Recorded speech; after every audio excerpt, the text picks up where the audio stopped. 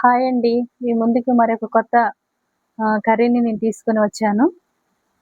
కావాల్సిన పదార్థాలు ఇప్పుడు చూసుకుందాం. ములక్కాయలు, ఎండు చేపలు, ఉల్లిపాయలు, టమాటాలు, పచ్చిమిరపకాయలు, కరివేపాకు, ఆయిలు, ఉప్పు, కారము, చింతపండు.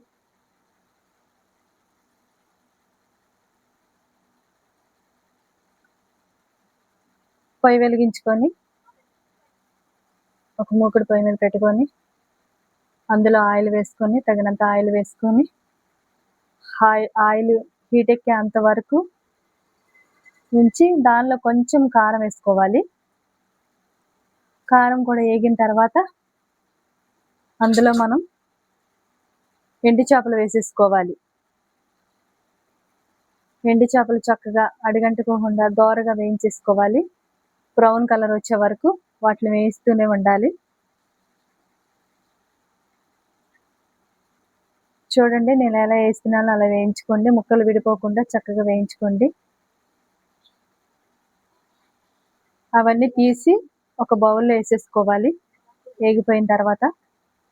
అంటే అందులోనే ఉంటే ముక్కలన్నీ విడిపోతాయి అని చెప్పి ఒక బౌల్లో వేసుకుంటున్నానండి. తర్వాత పచ్చిమిరపకాయలు, ఉల్లిపాయలు ఇవన్నీ వేసి వేయించుకోవాలి.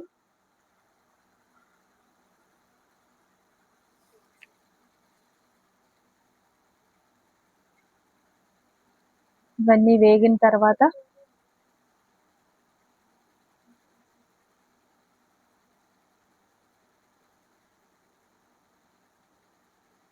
చూడండి ఎలా బ్రౌన్ కలర్లోకి వస్తున్నాయో. అవన్నీ వేగిన తర్వాత మూత పెట్టేసుకుందాము. అందులో ములక్కాయలు కూడా వేసేసుకోవాలి. ములక్కాయలు కూడా మగ్గిపోయాయి చూడండి.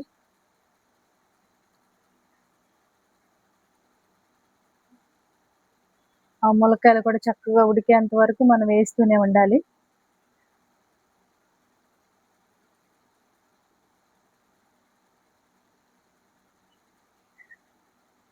తర్వాత టమాటా ముక్కలు తగినన్ని కోసుకొని వేసేసుకుందాము. అవి కూడా చక్కగా మెత్తగా ఉడికేంత వరకు తిప్పుకుంటూ ఉండాలి. తర్వాత మూత పెట్టేసుకుందామండి. మూత పెడితే తొందరగా మగ్గుతాయి. మళ్ళీ తీసి ఒకసారి చూసుకుందాం.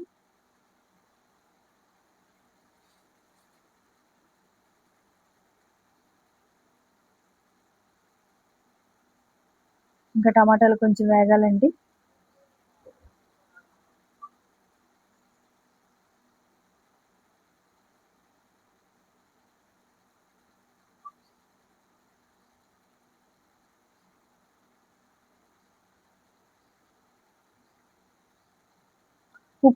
ఉప్పు వేసేసుకుందాం.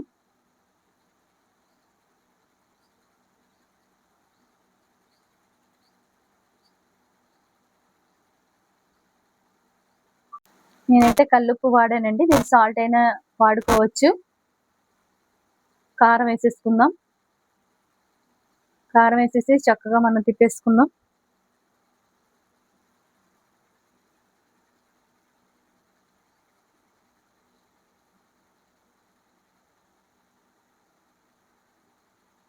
కొంచెం తగినన్ని వాటర్ పోసేసుకొని, కొంచెం ముక్క మురిగేంత వరకు వాటర్ పోసేసుకొని తిప్పేసుకొని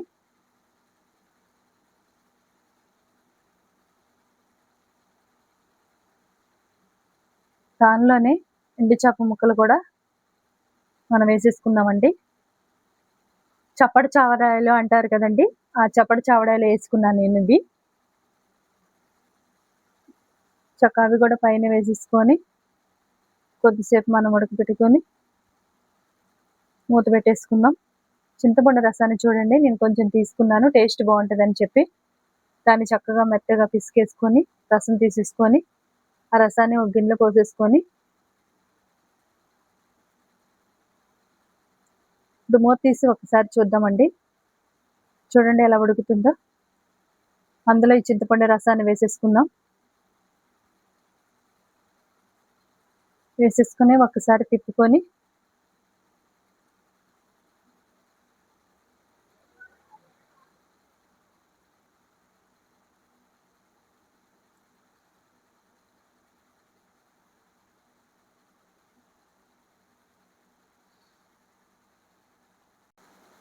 నేను టమాటా రసం వేసుకున్నాను కదండీ!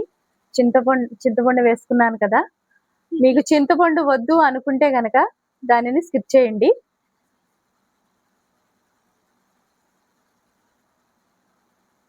మూత పెట్టేసుకుందాం. చూడండి కర్రీ ఎంత దగ్గరకొచ్చేసిందో. ఆయిల్ మనకు పైకి తేలేంత వరకు మనం దీన్ని ఉడికించుకుంటూ ఉండాలి.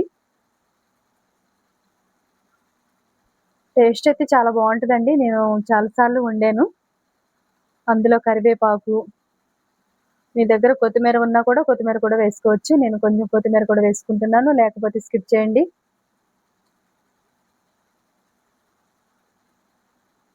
ఉప్పు చూసి వేసుకోండి. చాలకపోతే గనక ఇంక కొంచెం మీరు వేసుకోవచ్చు. మళ్ళా ఇంకో 10 నిమిషాలు మూత పెట్టుకుందామండి. స్టవ్ ఆఫ్ చేసేసుకొని కర్రీ ఎలా ఉందో చెప్తాను. కర్రీ అయితే నాకు చాలా బాగా టేస్ట్‌గా కుదిరిందండి. ఒకసారి ఎలా ఉందో తినేసి మీకు చెప్తాను.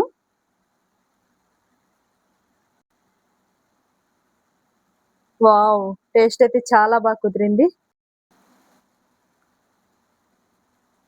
టేస్ట్ బాగా కుదిరిందండి. చాలా అయితే బావుంది. Like, share, subscribe my channel. Thank you.